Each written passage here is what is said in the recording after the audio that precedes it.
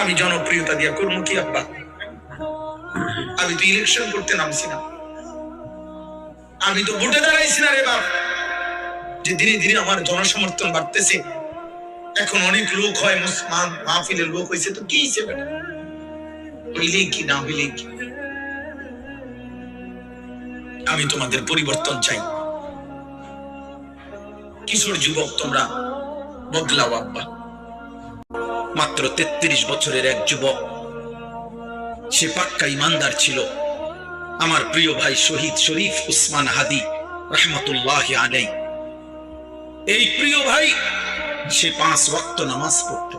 খোদার কসম, তুমি জিজ্ঞেস করো, ও তো আর আমার বাড়ির না, ওর দেশবাসী, ওর জনগণ, ওর আশপাশের মানুষরা শত শতবার সাক্ষ্য দিছে ও প্রতিদিন ফজরের নামাজ পড়তো, 5 ওয়াক্ত নামাজ পড়তো। যেদিন রবের